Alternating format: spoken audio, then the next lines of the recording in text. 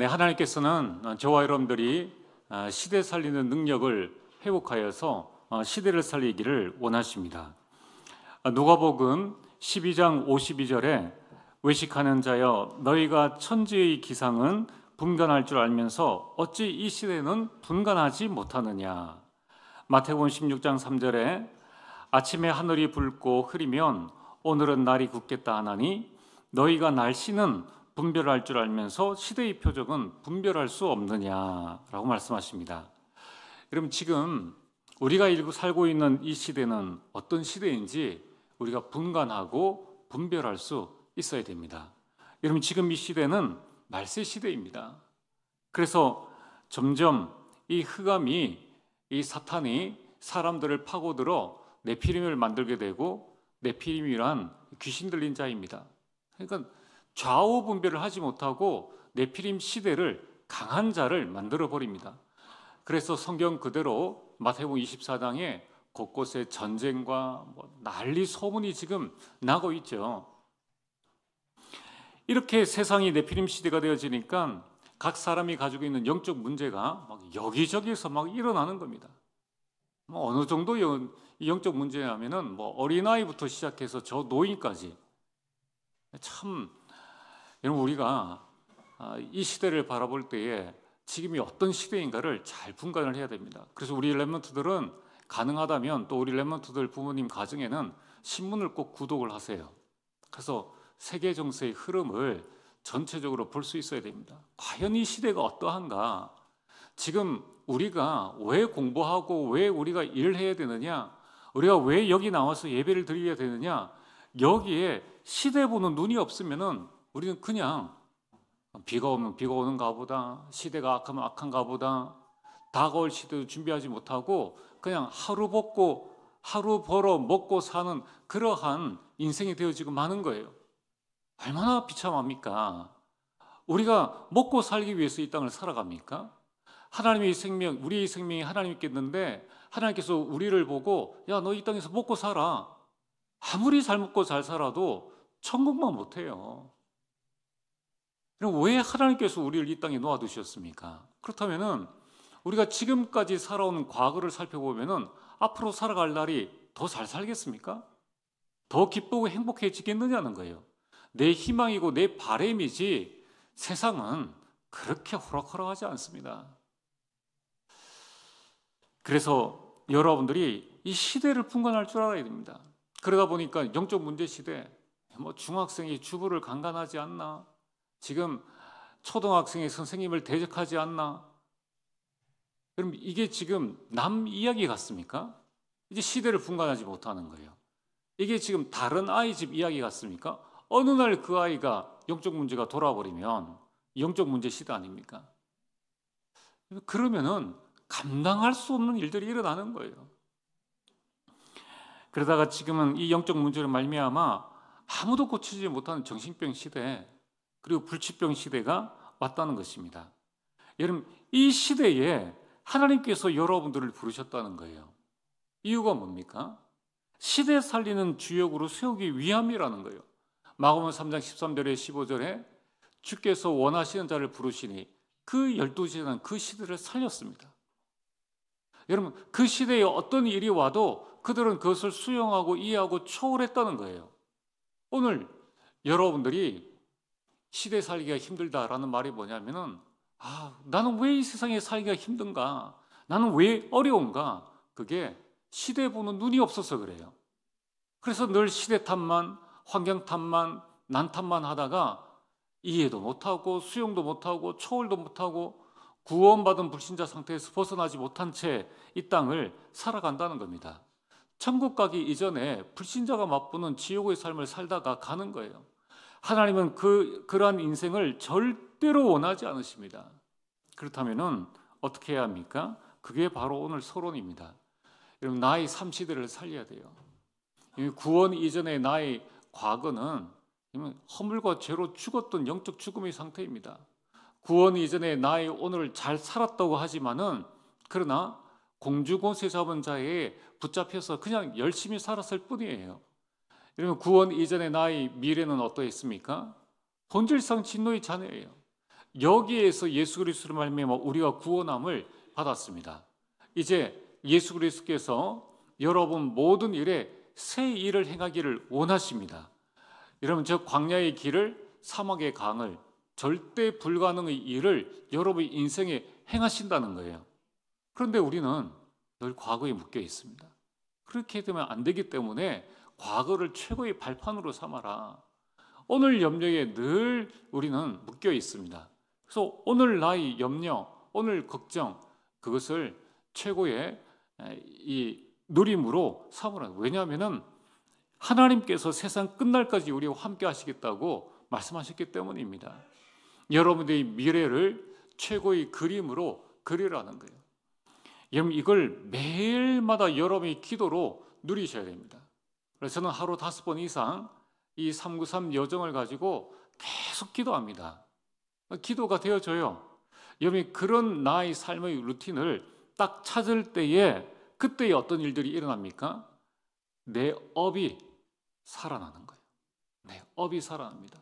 우리 랩런트들이 학업, 우리 직장인들이 직업, 우리 산업, 여러분 이런 모든 부분들이 살아나는 겁니다. 자, 오늘 우리 직장인들과 또 우리 자영업 하시는 분들은 한번 질문에 한번 답을 해보시길 바랍니다. 내 업의 가치는 얼마입니까? 그리고 여러분들이 지금 내가 하는 일의 가치는 얼마입니까? 여러분 이 가치를 모르는, 여러분들이 하는 일의 가치를 모르는 사장님은 월급을 주지만은 그러나 하나님은 상급을 주십니다. 여러분 업이 어떤 업인지 아십니까? 여러분들이 업은 전도와 선교의 문이에요. 그 업을 통해서 전도하고 선교합니다. 천하의 전도자라도 여러분 아무나 병원에 들어갈 수 없습니다. 아무나 환자 만날 수 없어요. 지금은 초등학교, 중학교, 고등학교 아무나 들어갈 수 없습니다. 여러분의 직장 아무나 못 들어가요. 요 가까운 롯데캐슬도 출입증이 있어야 이제, 예전에는 문을 다 개방했는데 이제 모든 문마다 이 비밀번호를 해가지고 들어갈 수가 없습니다.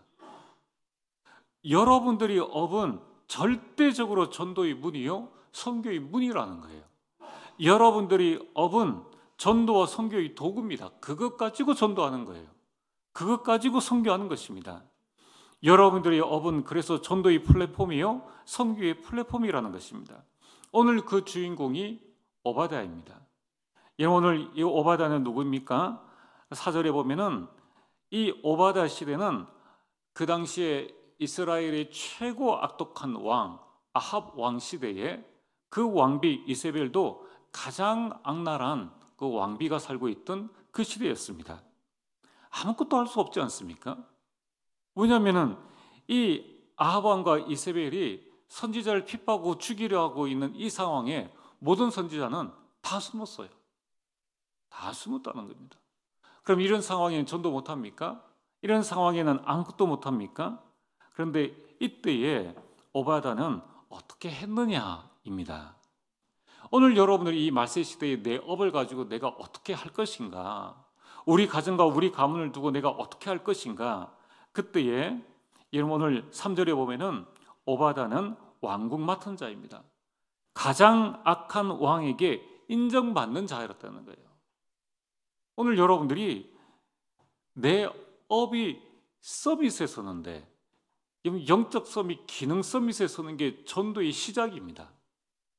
여러분 직장 그 살리라고 하나님께서 여러분을 그곳의 현장에 보내신 거예요.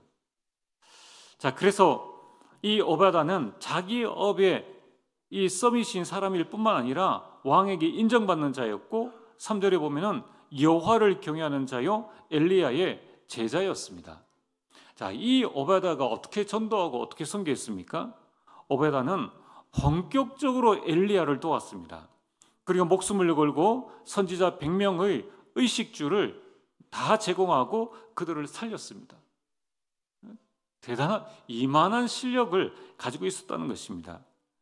그러면서 엘리야가 갈멜산 전투에서 승리하도록 도왔고, 이후에 엘리야를 통하여서 엘리사가 세워졌고, 이 엘리사를 통하여서 아람 군대와 싸우지 않고 승리해서 이스라엘을 지킨 거예요.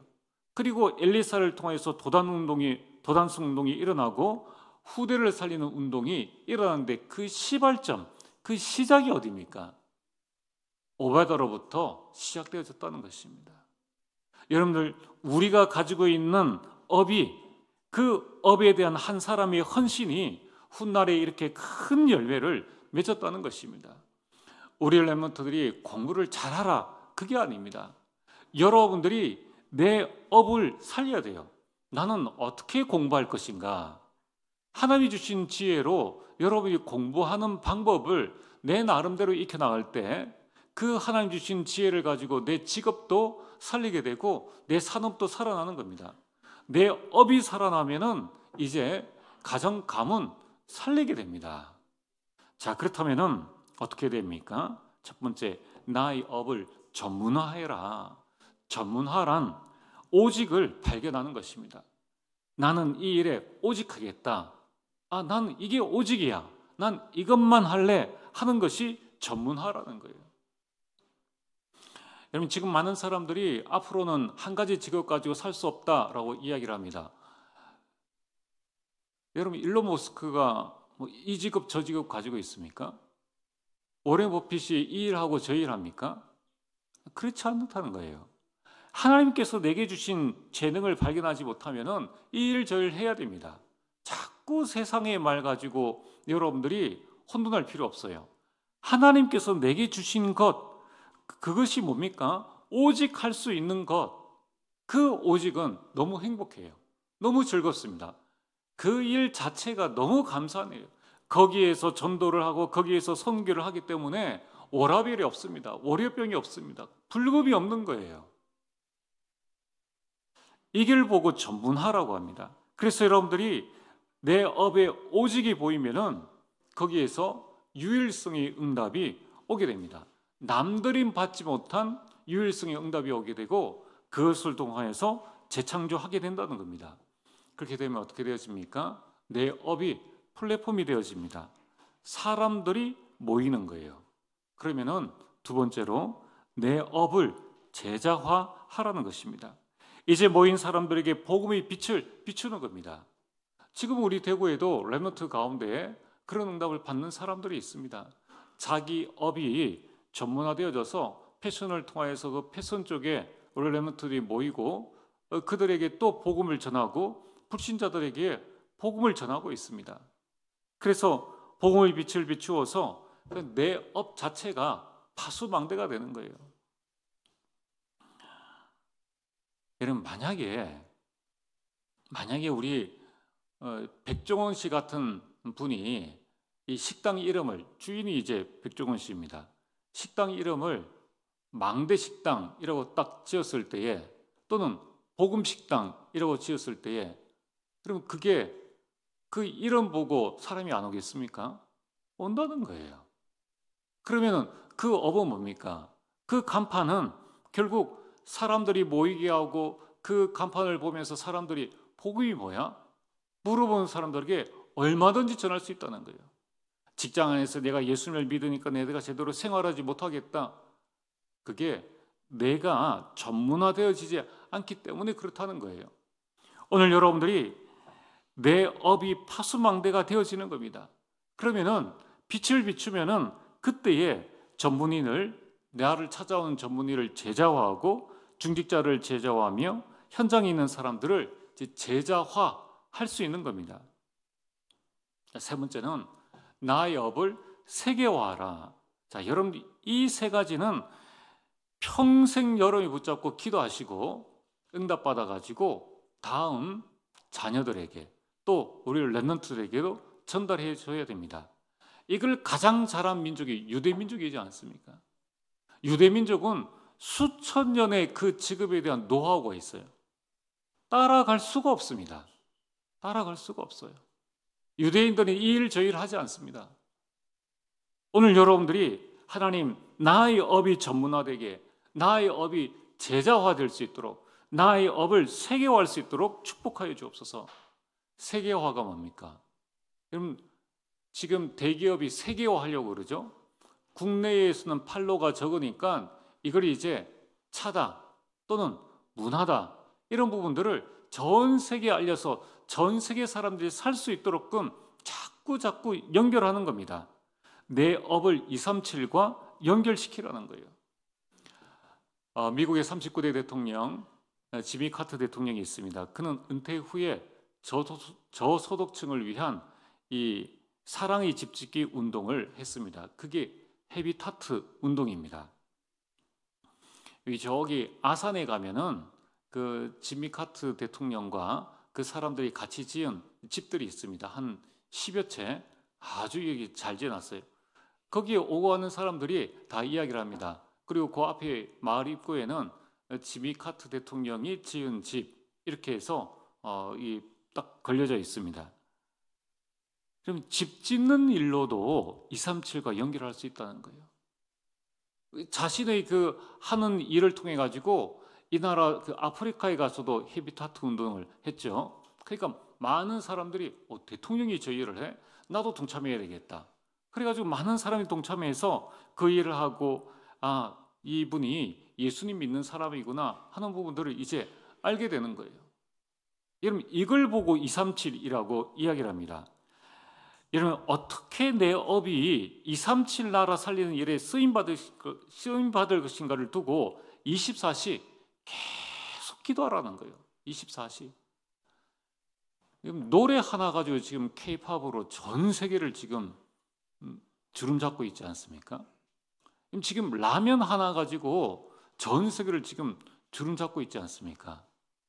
아니, 여러분 하는 일이 전 세계에 지금 나가지 못한다는 그런 보장 없어요. 어떤 사람은 이 고독과 이 마음의 그 힘듦을 달래기 위해서 중심 잡기 이거 했는데 세계적인 아티스트가 되어져 가지고 아랍의 왕자가 초청해 가지고 그 나라까지 가서 중심 잡기 그 예술을 했다는 겁니다. 여러분, 지금 여러분이 조금만 정말 나의 과거, 오늘, 미래를 살리면서 하나님께서 내게 주신 업을 가지고 어떻게 내가 소통할 것인가, 소통의 방법은 여러분 SNS를 통해서 얼마든지 소통할 수 있다는 거예요. 여러분, 또 내가 그만한 실력이 있으면 또 불러줍니다.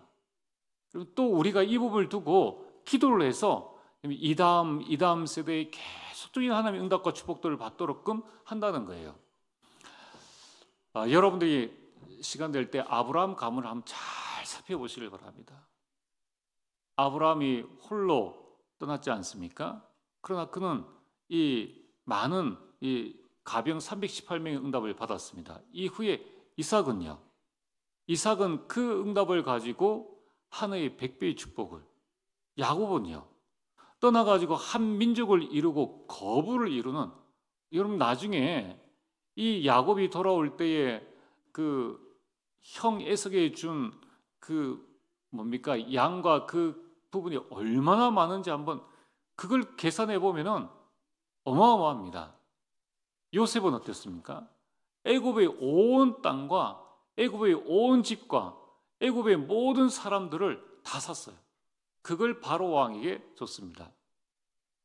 그리고 이 복음의 부가 아브라함 때보다는 이삭 때보다는 야곱 때보다는 요셉 때에 복음의 부가 계속 쌓여져 나갔다는 거예요. 그럼 우리가 여러분 내 때에 안 된다고 해서 다음 때에 안 된다는 보장, 그건 내 생각이에요. 그건 내 믿음입니다. 빨리 나의 과거를 벗어버려야 돼요. 그래야지만 다음 세대가 살아날 수 있다는 것입니다. 여러분 내 것을 가지고 안 되는 것도 하나님 앞에 기도해서 하나님 인도를 받고 이걸 다음 세대의 우리 자녀들에게 그리고 우리 후대들에게 어떻게 전달해야 될 것인가, 그게 금토일 시대입니다. 금토일 시대가 뭐 대단한 걸 하는 게 아니에요. 내 업에 누군가를 하려고 하는 이 레몬트가 있으면은 주일에 예배 마치고 10분씩 매일매일, 일주일에 10분이면은 한 달이면 40분입니다. 1년이면 얼마입니까? 10년이면 얼마입니까? 평생이라면은 얼마입니까? 여러분 결코 여러분 뒤지지 않는다는 거예요. 근데 왜 포기합니까? 왜 좌절하고 내가 안 된다고 다른 사람도 다 안 될 거라고 그렇게 생각하느냐는 거예요. 또 여러분 지금 내가 이것 한다고 되겠느냐? 됩니다. 그럼 우리는 이 부분을 나 자신부터 살리고 하나님의 응답을 누려나가야 한다는 것입니다. 그래서 여러분들이 내 업이 세계와 소통되는 안테나가 되게 하라는 거예요. 저는 교회를 섬기면서 목회로 어떻게 세상을 소통할 것인가, 교사는 교사로 어떻게 세상을 소통할 것인가, 찾으면 길은 많습니다. 많아요. 제가 IBF에 있을 때 우리 선배들은, 교사들은 방학 때 저 외지 선교 나갑니다. 자기 과목 가지고 그 선교지 현장에 가서 그 과목 일주일 동안 또는 이 한 달 동안 가르치고 돌아오는 거예요. 그걸 보고 선교라고 합니다. 내가 할 수 있는 선교가 뭐냐? 얼마든지 있다는 거예요. 자, 그래서 여러분들이 내 업이 세상과 소통하는 안테나가 되어질 때, 그때 하나님은 내 업에 빛의 경제, 복음 경제의 응답을 주십니다. 계속 소통해야 되니까. 그렇다면 이제 이 빛의 경제의 응답으로 렘넌트와 부교육자들을 계속 세워나가는 겁니다. 그래서 세계 현장을 보게 하고 70제자가 세워져서 70군데 말씀 운동이 일어나도록, 그러면은 시대를 앞서가는 응답과 전도 현장을 살리는 나의 전도가 이때부터 시작되어지는 거예요. 여러분, 우리가 이번 11월에 50자 대규모의 전도 캠프가 있습니다. 교회에서 캠프하는구나. 나는 뭐 직장 가야 되니까 나는 아무 상관없어. 그게 속는 겁니다. 내 직장에서 여러분들이 나의 업을 전문화하고 세계화해서 사람들이 모이게 해서 제자화하고 이것을 세계화하는 그 시작이 바로 캠프라는 거예요. 자, 그러면은 오늘 본론으로, 이제 여러분들이 나의 업을 살리면 그때에 여러분들은 삶 시대를 살리는 주역이 되어집니다. 그럼 이 능력을 회복하게 되기를 주의 이름으로 축복합니다. 첫 번째로, 여러분들이 목회자 시대를 열고 목회자를 살리는 그 능력을 여러분 받으시길 바랍니다. 오바다는 자기가 하는 일로 선지자 100명을 살렸습니다. 이 목회자가 살아나니까 교회는 당연히 살 수밖에 없겠죠. 이번 사도행전 6장 1절에 7절에 보면은 이 목회자가 말씀과 기도와 전도에 전무할 수 있도록끔 7 지사를 세웠습니다. 2절에 보면은 사도들이 말합니다. 우리가 이 접대하는 일, 음식을 나눠주는 일에 우리가 시간을 쓸 수가 없다. 4절에 보면은 오로지 우리는 말씀과 기도에 전무하리라. 이렇게 해서 7 집사를 세웠습니다. 자, 여러분들 교회에서 중직자를 세웠는데 어떤 일들이 일어난 줄 아십니까? 교회 안에 그 일로 말미암아 일어난 원망들이, 갈등들이 싹 해결되어진 겁니다. 그래서 중직자 세우는 게 중요한 일이에요. 여러분 가정에서, 가문에서 중직자가 나왔다. 세상 기준으로 보니까 별거 아니라고 생각되어집니다. 사장이 볼 때는 월급 주면 돼요.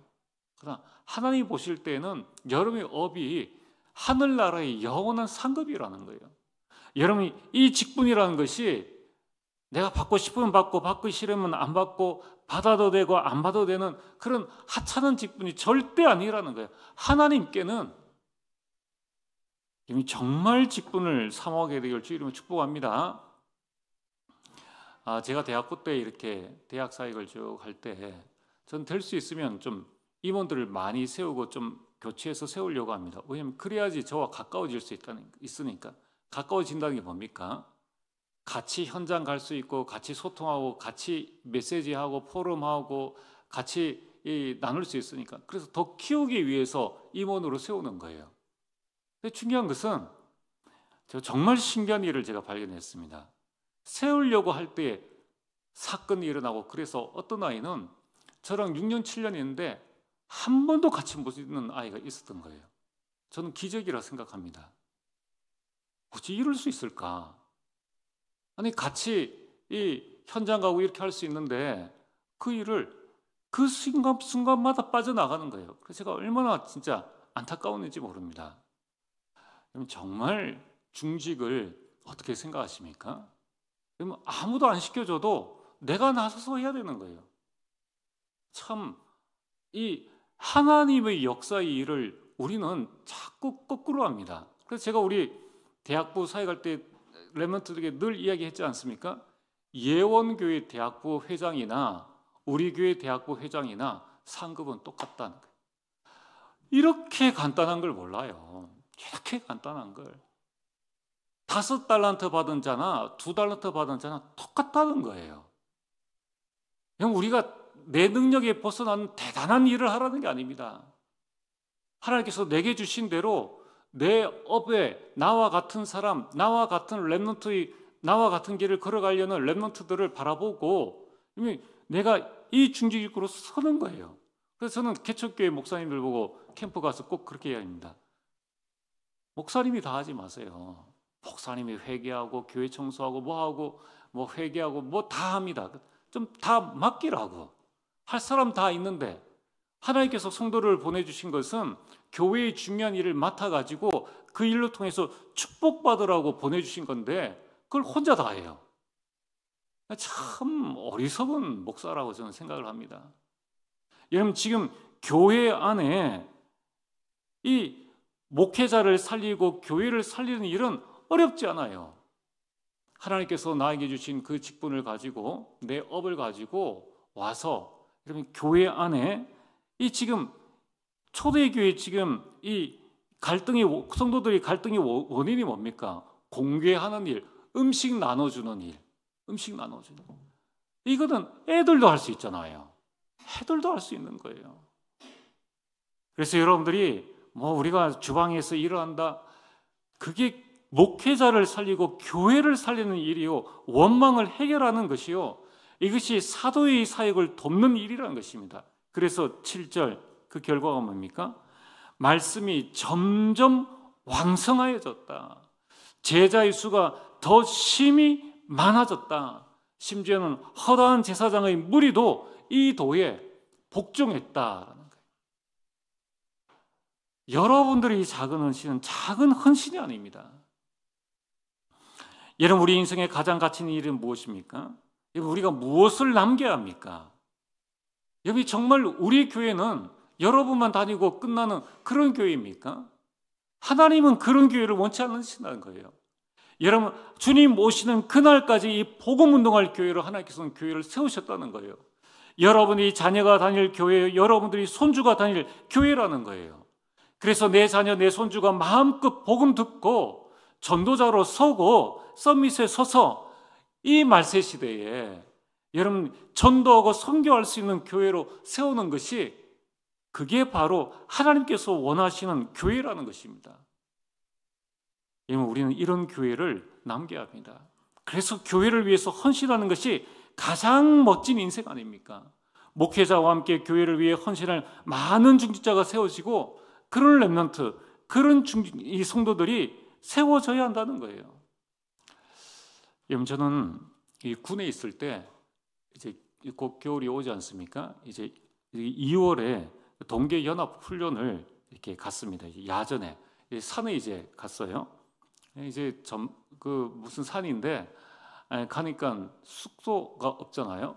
땅을 이제 팠습니다. 그래서 산에 가서 일주일 동안 막 훈련을 받았는데 땅을 일단 파가지고 우리가 잠을 자야 되니까 낙엽을 이렇게 모아가지고 바닥에 깔고, 우리 남자분들은 뭐 다 해보셨을 건데 바닥에 깔고 그 위에 이제 판초 위 이렇게 덮는 거 있잖아요. 그걸로 이제 지붕을 이렇게 세워가지고 우리가 그 안에 이제 2명, 3명 들어가서 이제 잠을 자면서 일주일을 이제 보내는 겁니다. 그게 얼마나 춥습니까?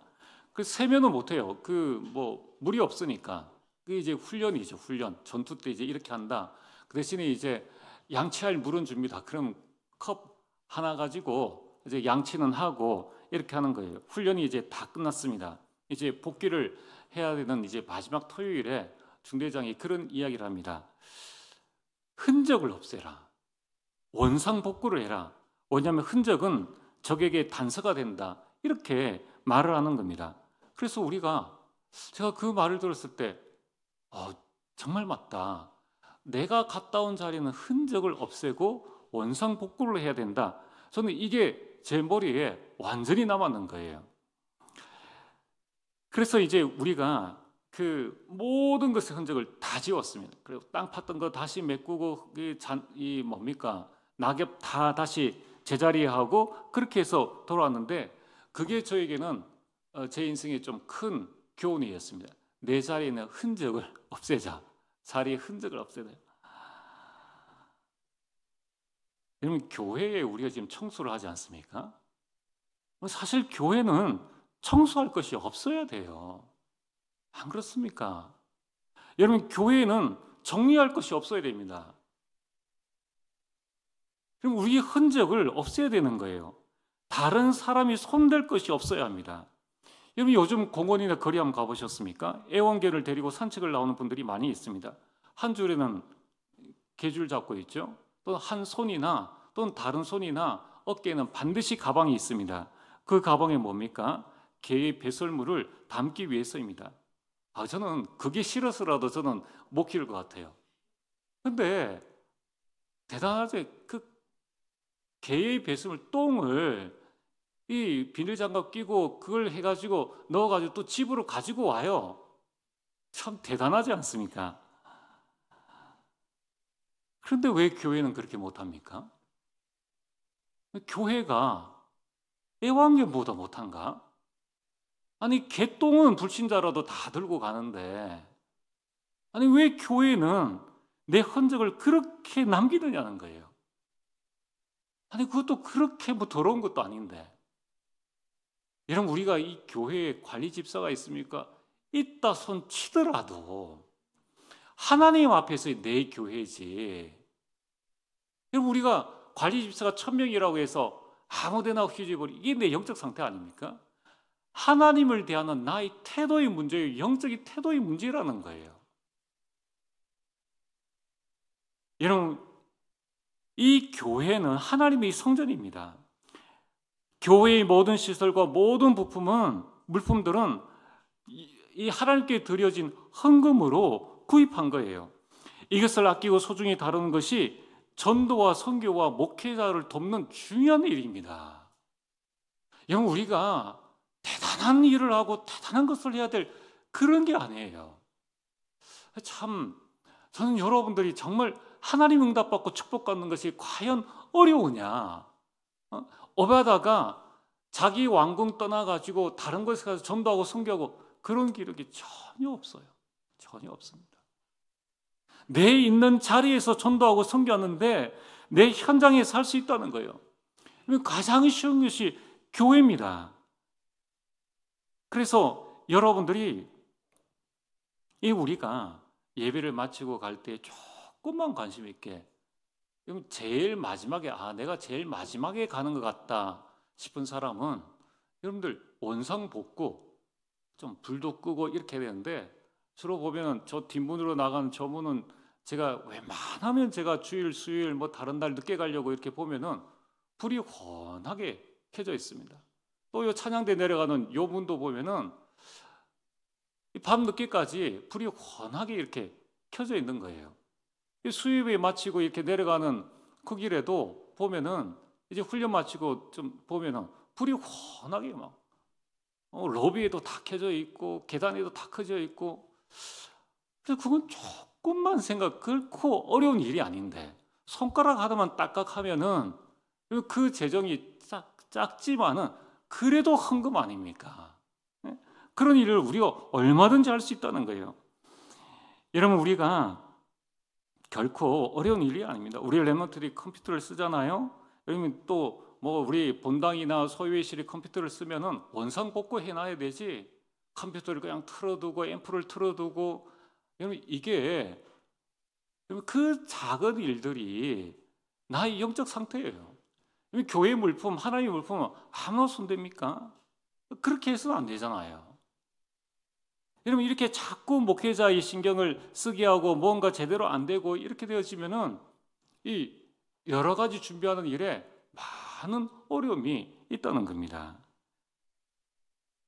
그래서 여러분들이 라면을 먹든지 커피를 마시든지 과자 부스러기든지 이 바닥에 흘리면은 죽어서 원상복구 이 부분이 참 중요하지 않습니까?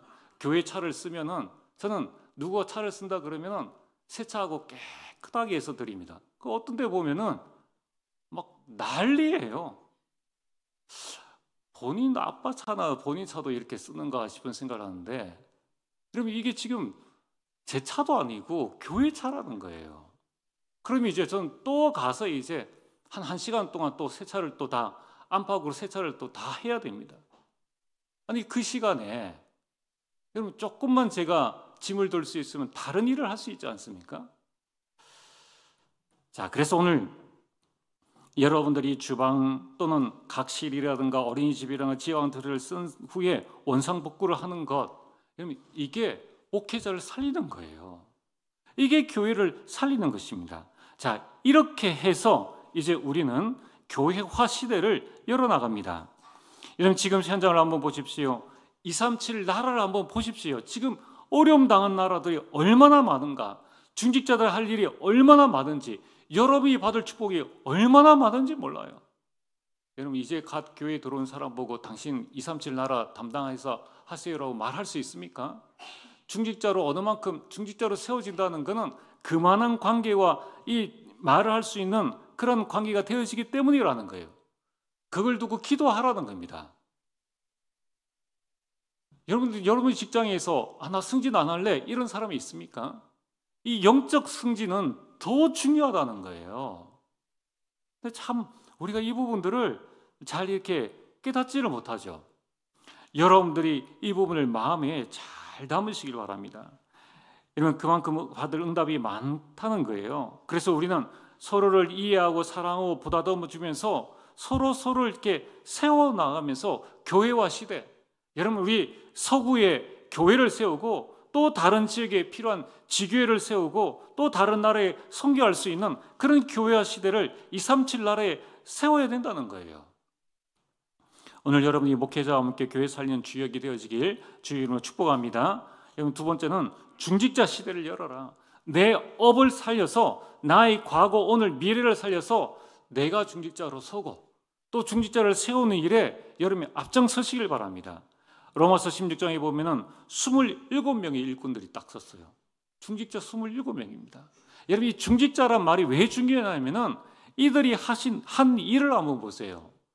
베베는 이 베베나 다른 모든 사람들이 그 직분에서 이 직분을 가지고 있었기 때문에 바울이 시킨 일이 있습니다. 그 일을 시키기 위해서 여러분 이 중직으로 세운 거예요. 결국은 어떤 일입니까? 그 27명이 한 일이, 바울이 일을 조금씩 들어서 한 그 일이 시대를 살렸고 강대국 로마를 꺾었다는 거예요. 여러분 우리는 이제 현장을 살려야 합니다. 세계복음화는 목회자 혼자서 다 못해요. 목회자는 강단의 목회자입니다. 목사는, 그러나 중직자들은 현장 목회자예요. 여러분은 현장의 영적인 사령관입니다. 사도행전 7장의 7지사 중 스데반은 순교했는데 그 순교할 때에 그 현장을 본 사울이 전도자로 돌아왔습니다. 여러분들 사도행전 8장에 보면 빌립이 저 사마리아 성에 내려가서 복음을 전해서 온 성에 큰 기쁨이 넘쳤습니다. 그걸 빌립 집사가 한 거예요. 중직자가. 35절 36절에 보면은 지나가는 내시에게 복음을 전했습니다. 그 내시가 복음을 듣고 역선교 에티오피아의 복음의 시작이 되어진 것입니다. 여러분 이처럼 가장 현장과 가까이 있는 사람이 누굽니까? 중직자입니다. 그래서 하나님은 여러분들을 중직으로 세우시고 여러분들에게 그 응답을 주시기를 원하신다는 거예요. 여러분이 현장에서 그 응답을 붙잡고 있을 때 그 현장에 전도와 시대가 일어나는 겁니다. 여러분들이 70제자입니다. 여러분들이 있는 현장이 70현장이요 70지역입니다. 여러분이 그 현장에서 응답을 받으면 여러분이 팀과 함께 70나라를 살리고 70종족에 영향을 주게 됩니다. 여러분의 중직자와 함께 현장 살리는 주역이 되어지길 주의 이름으로 축복합니다. 이제 우리는 렘넌트 시대, 부역자 시대를 열어나가야 합니다. 여러분 렘넌트들을 키워야 합니다. 창세기 37장 1절에서 11절에 보면은 야곱은 요셉의 꿈 이야기를 마음에 두었습니다. 키운다는 게 뭡니까? 여러분 이야기를 잘 들어주고 그거를 위해서 기도하는 것입니다. 여러분, 요셉의 CBDIP를 마음에 두었습니다. 요셉과 영적인 소통을 했다는 거예요. 여러분, 우리 렘넌트들을 어떻게 키워야 합니까? 여러분, 우리가 잘해주고 그건 기본입니다. 그 중요한 것은 자녀들과 또 우리 렘넌트들과 교사와 우리 렘넌트들이 언약과 비전과 꿈과 이미지와 인생 작품이 포럼이 되어져야 되는 거예요. 이 포럼이 되어지면 됩니다. 출애굽기 2장 1절에 10절에 이 요셉은 왕의 명령을 어기고 어린 요셉을 지켰습니다. 말이 통하지 않잖아요. 이제 키울 수 있는 이 연한은 정해져 있지 않습니까? 요셉은 기도로 모세를 키웠다는 거예요. 얼마나 애절하게 기도를 했겠습니까? 여러분, 유아 때나 유치 때는 언어가 발달하지 않습니다. 소통이 되어지지 않습니다. 초등학교나 중고등학교 시절에 사춘기라서 또 소통이 되어지지 않습니다. 기도로 키워야 된다는 거예요. 기도로. 사무엘상 1장 9절에서 11절에 보면은 한나입니다. 한나는 이 사무엘이 내 자녀가 아니라 하나님의 자녀임을 깨달았습니다. 성전에 맡겼습니다. 사무엘은 언약궤 옆에서 잤습니다. 하나님의 말씀을 체험하고 말씀에 집중했다는 거예요. 그래서 가정에서 강단 메시지 제목만이라도, 열의 받은 응답만이라도, 깨달은 것만이라도 포럼하면은, 하나님 말씀 듣는 훈련이 되어지면은, 그러면은 우리 렘넌트들은 자라난다는 겁니다. 여러분들, 하나님께서 자라게 하시고 하나님의 말씀으로 자라게 하시고, 우리는 뭡니까? 기도로 우리는 양육을 하는 거예요. 렘넌트들이 일어날 때에 렘넌트는 237과 미래의 주역입니다. 이들이 창세기 41장 38절에 드디어 요셉이 애굽 왕 앞에 섰습니다. 애굽의 모든 재앙을 막고 사람들을 살렸습니다. 출애굽기 12장 37절에서 42절에 모세를 통하여서 400년 노예 생활을 마치고 출애굽의 역사가 일어난 것입니다. 사무엘상 7장에 그 어린 사무엘이 자라서 이제 이스라엘의 대제사장이 되어지고 이스라엘 대각성운동, 이 우상을 버리고 하나님께 돌아오는 미스바 운동이 일어났다는 것입니다. 이 사무엘이 이스라엘을 살린 것입니다. 여러분, 이때에 우리 렘넌트들을 통하여서, 우리 부교육자들을 통해서 세계화 시대가 열려집니다. 여러분, 렘넌트는 237과 또 세계화의 주역입니다. 여러분들이 렘넌트와 함께 정말 237과 미래 살리는 주역이 되어지길, 그래서 나의 업을 살려서 금토일 시대를 열어나가라. 여러분들, 결코 어렵지 않습니다. 내가 하는 일은 무슨 일이든지 그 업에 하나님의 기본 원리를 가지고 우리 렘넌트들에게 전달해 주는 것입니다. 오늘 결론입니다. 이제 우리가 다음 달 11월 13, 14일에 대구노회, 우리가 코로나 이후에 50차 대구노회 전도 캠프가 진행되어집니다. 우리 교회를 포함한 이 서스찰 지역에서 진행되어집니다. 그러면 이때에 우리 교회의 캠프의 주제는 바로 하나님의 절대 망대를 세워라. 잠언 18장 10절 말씀, 여호와의 이름은 견고한 망대라. 의인은 그리로 달려가서 안전함을 얻느니라. 오늘 여러분들이 무너지지 않는 망대, 견고한 망대, 흔들리지 않는 망대를 세워서 여러분의 현장을 안전하게 세우는 응답들을 누리기를 원합니다. 그럼 어떻게 됩니까? 이번 주간은 캠프 이전에 이번 한 주간 미션은 나를 세우는 캠프입니다. 이 정체성 망대를 세우고 이것을 선포하라는 거예요. 여러분들, 누군가가 여러분들 보고 너 누구냐? 라고 물으면 여러분 이렇게 대답하시길 바랍니다. 나는 내 현장 살릴 남은 자다. 나는 내 현장 살릴 순례자다. 나는 내 현장 정복할 정복자다. 여러분, 이거를 절대 잃어버리지 않도록 여러분의 책상에, 냉장고에, 차에 써서 한번 붙여두세요. 나는 내 현장 살릴, 내 가정 가문 살릴, 내 직장 살릴, 그래서 하나님께서 나를 남겨주신 것이다. 그래서 우리는 순례자의 길을 가는 것이다. 그래서 우리는 정복자로 서는 것이다. 어떻게 하면 됩니까? 여러분, 나를 세우는 캠프 두 번째는 393 누리는 기도 망대를 세우는 겁니다. 여러분, 지금 우리가 계속 오늘까지 393 나의 인생 여정을 마무리합니다. 다 적으세요. 적어가지고 보고 외우세요. 그래야 묵상이 되어집니다. 절대로 여러분들이 이 속에서 하나님이 주시는 많은 응답들을 누리게 됩니다. 그래서 성삼위 하나님, 하나님의 것 9가지 삶 시대를 살리는 이 기도를, 이 축복이 나에게 임하도록, 그리고 이 축복이 내 현장에 임하도록 기도하시길 바랍니다. 이제 여러분들은 사탄을 무릎 꿇게 하는 망대를 세우고 영적 전쟁에서 승리하게 되기를 바랍니다. 이러면 사탄에게 속지 않고 사탄을 무릎 꿇게 하는 방법이 뭡니까? 첫 번째는 여러분 문제 있습니까? 그럼 복음으로 393 언약 여정으로 강단 말씀에서 답을 찾으면은 사단은 바로 무릎 꿇어버려요. 여러분의 갈등이 있습니까? 복음의 눈으로 갈등의 원인을 찾아서 갱신하면은, 그리고 이해하고 수용하고 초월해버리면은 바로 무릎을 꿇어버립니다. 여러분이 위기라고 생각되어집니까? 위기가 아니라 하나님은 다른 문을 준비해 두고 계십니다. 그래서 여러분들이 다른 분의 기회를 발견하면은 위기는 위기가 아닙니다. 여러분 캠프는 빛을 비추고 성령의 인도를 받는 것입니다. 이번에 진짜 이번 노예 캠프가 여러분의 인생 캠프 되어지기를 주의 이름으로 축복합니다. 전능하신 아버지 하나님, 참으로 감사를 드립니다. 하나님, 목회자와 함께 교회를 살리고 중직자와 함께 현장을 살리며 렘넌트와 함께 237과 미래를 살리는 참된 주역으로 서게 하여 주옵소서. 예수님 이름으로 기도리옵나이다. 아멘.